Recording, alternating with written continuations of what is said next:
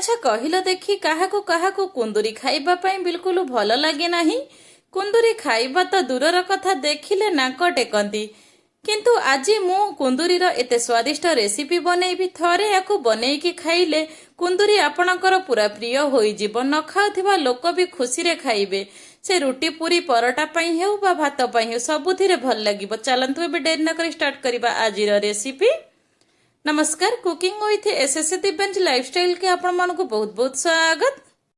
कुंदुरीर एही रेसिपी बनैबा पई का मुठी 500 ग्राम रो कुंदुरी नै जायछि। क्वांटिटी आपण मानक हिसाब रे कम बेसी करि परिबे। मुठी कुंदुरी को आग भलो से धोई नेछि। मुठी कुंदुरी को धोई नेछि। चलंतु हमें बे काटी नबा। मुठी एम्तियार आग पछ को आग काटी नेछि। एम्ति कुंदुरी को हमें काटी नबा। मुठी बड़ बड़ पीसेस करिके कुंदुरी को काटी नेछि। मुठी गोटे कुंदुरी को मुठी 4टा पीस करिके काटी नउछि। मुठी एम्ति सब गुडा को कुंदुरी को एठी काटी नउछि। एम्ति सेम प्रोसेस रे मु बेठी सब गुडा को कुंदुरी को एम्ति काटी नेछि।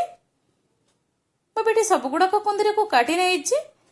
मु बेठी 2टा मीडियम साइज रा आलू को चोपा छड़ेई की नै जाइछि। 2टा मीडियम साइज रा आलू को मु बेठी चोपा छड़ेई नै जाइछि। मु बेठी आलू को काटी नउछि। एम्ति पतला पतला करिके मु एठी आलू को काटी नउछि। जेम्ति कुंदुरी काटिछि मु एठी एम्ति सेम्ति आलू को काटी नेछि। एम्ति सब गुडा को आलू को हमें बेठी काटी नबा। मुठी सब गुडा को आलू को काटी नेछि। मुठी 3टा पियाज दे देछि। एही रेसिपी रे टिके पियाज अधिक दरकार हेबो। मुठी 3टा पियाज नै जाइछि। पियाज को टिके बड़ बड़ पीसेस करिके काटी नबा। मुठी गोटे पियाज को 4टा पीस करिके काटी नउछि। मुठी गोटे पियाज को 4टा पीस करिके एठी काटी नेछि। एम्ति बड़ बड़ पीसेस करिके पियाज को काटी नेबे। एम्ति सब गुडा को पियाज को हमें बेठी काटी नबा। मुठी सब गुडा को पियाज को काटी नेछि। मुठी कुंदुरी आलू पियाज सब काटी नेछि। चलंतु गोटे कड़ाई गरम करि नबा। मुठी गोटे कड़ाई गरम करि नेछि। मोर कड़ाई गरम ही आसिलानी।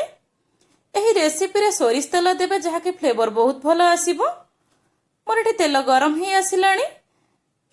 मु बेठी सोरिष तेल दे देछि। मोर एठी तेल गरम ही आसिलानी। काटिकी रखितबा कुंदुरी आलू को हमें बेठी देई दबा। काटिकी रखितबा कुंदुरी आलू को मु बेठी देई देछि। हाफ चमच रे लूण दे देछि। हाफ चमच रे लूण दे एम्ति कुंदुरी आलू को हमें फ्राई करि नबा। मुठी 3 रु 4 मिनिट पई कवर करि नउछि। मु बेठी 3 रु 4 मिनिट पई कवर करि नेछि। 3 रु 4 मिनिट परे देखौछि मोर एठी कुंदुरी टिके कलर चेंज हे आसिलानी। कुंदुरी आलू टिके कलर चेंज हे आसिलानी। एम्ति आकु हमें फ्राई करि नबा।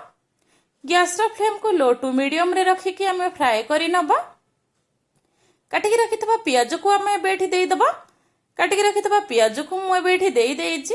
एम्ति पियाज को देई कुंदुरी आलू सह हमें पियाज को फ्राई करि नबा। आउ गोटे रु 2 मिनिट पई हमें कवर करि नबा। मु बेठी 2 मिनिट परे देखौछि मोर कुंदुरी आलू पियाज एठी एम्ति ही अछि। मोर एठी कुंदुरी आलू पियाज एठी एम्ति ही अछि। टिके कलर भी चेंज हे गलानी। मोर बेठी ये कुंदुरी आलू रो फ्राई हे गलानी। मोर बेठी ये कुंदुरी आलू रो फ्राई हे गलानी। मु बेठी देखौछि मोर एठी आलू भलो से भी सिजी गलानी। मु बेको काढी नउछि। मु बेठी गोटे प्लेट को कुंदुरी आलू को काढी नउछि। कुंदुरी आलू रो फ्राई को मु एठी गोटे प्लेट को काढी नेछि। एम्ते सब गुडा को मु बेठी काढी नेछि। सेही सेम कड़ाई रे मु देई दउछि आउ 3 रु 4 चमच रो सोरिष तेल देई दउछि।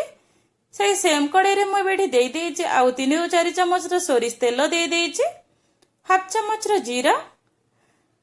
मुठी कुंदुरी रो क्वांटिटी देखि मुठी हाफ चमच दे देछि बेसन। मु बेठी बेसन दे देछि। बेसन देबा टाइम रे गैस रो फ्लेम को लो रे रखिबे नले बेसन जळि जिवो भल लागिबोनी। मुठी हाफ चमच बेसन को देई एम्ति बेसन को तेल रे टिके फ्राई करि नबा। बेसन रो कंचा स्मेल जिबा पर्यंत हमें टिके फ्राई करि नबा। मु बेठी अदा रसुण रो प्यूरी नै जाइछि। प्यूरी जगह रे आपण माने अदा रसुण को छेचिकी भी नै परिबे। मुठी अदा रसुण रो प्यूरी दे देछि। चलंतु हमें बेटरे गुंड मसला देबा। मुठी दे देछि गोटे चमच रेड चिली पाउडर, हाफ चमच हल्दी पाउडर, हाफ चमच धनिया पाउडर, हाफ चमच जीरा पाउडर। मुठी गोटे चमच नै जाइछि करी मसला। करी मसला जगह आपण माने जे कोनोसी मसला भी नै परिबे जेमति कि मीट मसला बा चिकन मसला। स्वाद अनुसार लूण। लूण भी हमें फ्राई रे देइथिले देखिकरी देबे। मुठी स्वाद अनुसार लूण दे देछि। जेहेतु गुंड मसला देइछे कड़ाई रे टिके लागि जाउछि। मुठी आउ 2 रु 3 चमच रो पानी दे देछि। मुठी आउ 2 रु 3 चमच रो पानी देई मसला को एम्ति कसी नउछि। मुझे आउ 2-3 चमच पानी दे मसला को एमती एठी कषि नहीं मोर मसला एठी देखुथिबे मसलार कलर एठी केते भलो से चेंज हे आसिलानी मुझे 2टा टमाटर प्यूरी बनै नेछि मुझे 2टा टमाटर प्यूरी बनै नेछि मुझे एठी दे दउछि टमाटर प्यूरी दे दउछि मसला रे मुझे एठी टमाटर प्यूरी दे देछि टमाटर प्यूरी देकी मसला को आम एमती कषि नबा मुझे आउ 2-3 मिनिट पई कभर करि नउछि 3 मिनिट पर मुझे देखा मसला मोर तेल रिलीज हो आसिलानी मसला मोर ये तेल रिलीज हो आसिलानी मसला को टिके भल से कषि नबा मोर ए मसला भल से कषि हो गलानी फ्राए हो रखिथबा कुंदुरी आलू पियाज को आम देदबा फ्राए हो रखिथबा कुंदुरी आलू पियाज को मुझे मसला सह दे देइछि एमती मसला सह दे याकू कषि नबा मुझे मसला सह दे कषि नहीं टिके चटपटा लगिबा पाइंका मुझे 1 चामच दे देइछि चाट मसला जगह आपण माने आमचूर पाउडर दे परिबे